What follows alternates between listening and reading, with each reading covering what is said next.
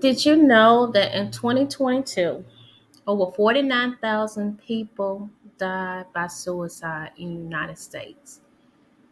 With that, African Americans are on the increase in their rates. And suicide rates among African American males, blacks, um, age 25 to 34 are on a steady increase or rise. So, let's talk about breaking the silence of suicide in the African American communities. See, I recognize as a therapist and working with many of my clientels and just people in general that the rate of suicide rates has increased in African Americans. And I want us to shadow and break the silence of this thing we don't want to talk about. Now, you might be a person, I'm hosting a free virtual event, and it's up next Thursday, October 17th. It's a free virtual event. We have a special guest, Mareko Brown, who is founder and CEO of MenTalk. And he'll be sharing his story of coping with life regarding the legacy of his brother. Now, this event is open for everyone. It's just not if you was a person affected by someone dying by suicide or you have thoughts. I would encourage everyone to join into this free virtual event because this is information talking about loss, resilience, and hope. And I want to bring up the hope up because many times people don't want to admit that sometimes they have thoughts within themselves that I don't know if I can keep going. I don't want to be here anymore. Or how will my family be after? And we want to talk about the perspective of from the family member. You know, how has life been since that happened? And whether you was affected or not, talking about loss, we all will experience loss in some kind of way. And I encourage you to come out. I encourage you to participate and join in on the webinar to hear about resilience and hope and just an open conversation. You know, this thing we're silent about that we don't want to talk, but it does happen. It does happen in our community. And we need to talk about these things. We need to shed light and break the silence about this thing, suicide in our community. Because if a person having feelings that they can't make it no more, I don't know why I'm continuing to live, and we need to talk about this. We need to show that we genuinely care and concern. And as a therapist serving in private practice in the community, I am genuinely concerned about our community and destroying this thing of suicide in our community and bringing it up. Come Many times people have thoughts, and I encourage people to talk about these thoughts instead of you dealing with these thoughts and you not sharing what's going on in your mind. Because people feel like that they don't have nobody. First of all, I'm in Mississippi, the South area. So, as many people call it, the Bible Belt area. So if a person have these thoughts, how can I say that I'm having thoughts about this or it came across my mind in one sense?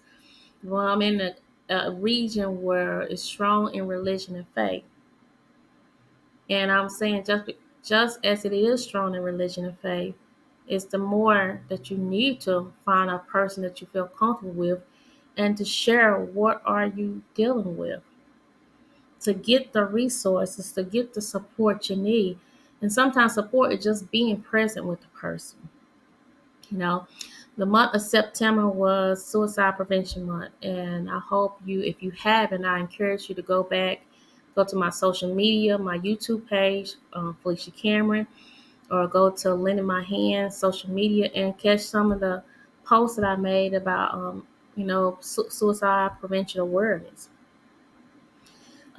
It does come up in our community, and and more than you know, many people are dealing with it, and they feel like that they can't talk. They can't be true to what's going on in his head. Because if I truly be true, how will people receive me? Or will they, if I go to the church and I tell them I'm having thoughts, will they just tell me pray about it and go away? But I'm truly having thoughts and I need to have help. And then not only that, looking on the other opposite side, for those family members who has experienced this, their family member or friend did this, how does it truly affect them? I serve people where they're being affected by this, where they have a family member or friend to die by suicide. And there's questions. There's questions within themselves, why did this happen? There's questions themselves, what could I have done different?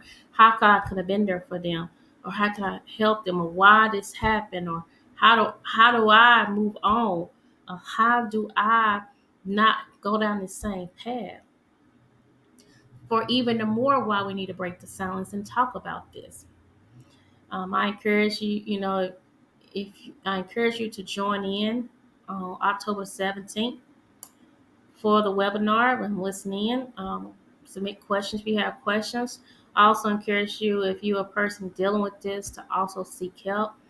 Contact and first of all, the crisis hotline number is pound 988, or reaching out to a local mental health therapist or someone you can talk to. But in order to break the silence, there got to be a crash. Now go with me. In order to be a crash, most time when you hear a crash, there is a loud noise. A loud noise means a volume. So that means to break the silence, we have to talk about it. It's one of those subjects that we don't like talking about it. But it does happen in our community. When I can sit in a place with an individual and I have asked them, have you had thoughts, plan, or attempt to self-harm in your life in the past? And a person can be silenced, or the person cannot look me face to face because they have had that, or they just said, Felicia, life has been hard, you just don't understand. It is an issue that need to be talked about. It is an issue we need to bring forth and discuss to create that platform for people to talk. So while we're having this discussion coming up on October 17th, I understand it might bring up some trauma. So we want to be self-aware of what you might be dealing with. And that's why I want to say use the resources, pound 988, or contact a local therapist. But just because if we do not talk about it, don't mean it doesn't happen. It happens. And not just only seeing an increase of just males dealing with it, but women as well having these thoughts. And most time, what I'm encountering that the women might have these thoughts, but they don't act upon these thoughts because they're thinking about my kids, my family members, but they have these thoughts. And so I wanna create that space so we can talk about and really start doing something about it. Um, it's not an easy subject. It's a tough subject. But there's times in our life when we have tough things we got to talk about. And we just got to talk about those things. So I encourage you to make sure you get your ticket or register for the free virtual event, Breaking the Silence of Suicide. I'll be your host. And I will have co-host Mareko Brown, who is the founder and CEO of MenTalk. And he's going to tell you about how his organization started and the legacy of his brother, and talking about his life and resilience and hope. And and hopefully it will give us areas where we can see ourselves and what can we do. Let's say that you don't need this information right now. You have not experienced this. I would still encourage you to attend, because we never know at any point in our lifetime that we might come across someone that we can share this information with. We can be better prepared. Okay. So make sure you attend. Let's break the silence of suicide. Because let's also talk about the aftermath of it, because the after effects of how people, your loved ones, family and friends, how they're coping and dealing with this. All right, I will see you next time and hope to see you very soon. And my first virtual event of Breaking the Silence of Suicide. You can go to the website www.lendingmyhand.com. At the very top, you will see a banner that says you can register for the event. This event is also listed on Eventbrite, as well as you can check on my social medias, Facebook, Lending My Hand, or Felicia Cameron, where you can also register. All right. Thank you.